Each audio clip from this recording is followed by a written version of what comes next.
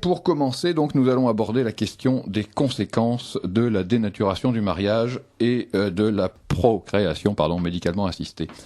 Alors, nous allons notamment évoquer la recherche de l'autorisation, la question, de la recherche sur les embryons. Cathy Cardaillac, donc, vous êtes à nouveau là en tant que journaliste et pas en tant que comparse pour m'aider à diriger cette émission. Vous avez réalisé une grande enquête sur les questions de la PMA. Vous êtes venu en parler le mois dernier. Pourriez-vous nous résumer rapidement les enjeux et ensuite je vous laisserai interroger Jacques Bompard.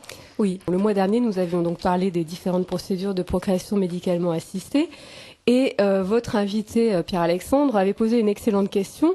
Il nous avait demandé mais que deviennent ces embryons, ceux qui ne sont pas qui ne sont pas réimplantés, qui ne font pas l'objet d'une grossesse, donc qui sont conservés congelés, que deviennent-ils ? Et je n'avais pas eu vraiment le temps de répondre à cette question puisqu'il y avait eu tellement de choses à aborder le mois dernier.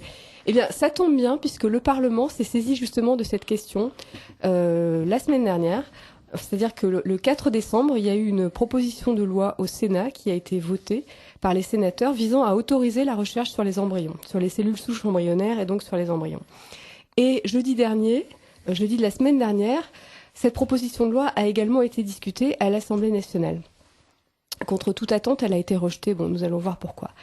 Alors, avant de parler avec Jacques Bompard, je vais peut-être faire un petit état des lieux législatif. Allons-y, oui.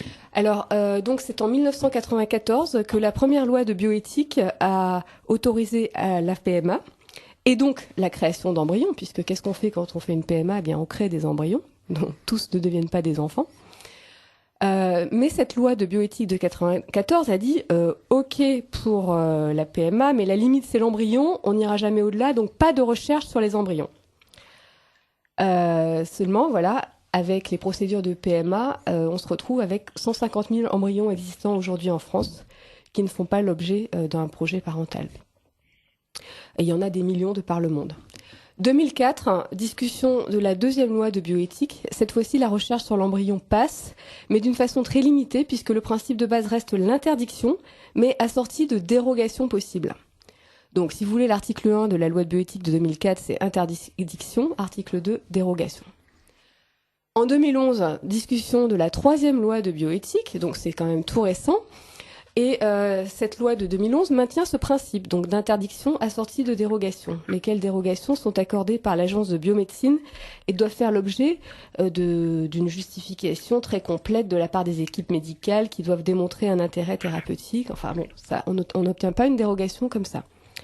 Et bien que cette loi soit très récente, un groupe au Sénat, donc le groupe Radicaux de gauche Verts, a déposé en décembre dernier une proposition de loi. Donc c'est pas un projet de loi porté par le gouvernement, c'est une proposition de loi portée par un groupe parlementaire visant à revenir sur cette loi de bioéthique finalement en autorisant, en inversant le principe qui était interdiction-dérogation et en autorisant en principe la recherche sur les embryons tout en l'encadrant évidemment.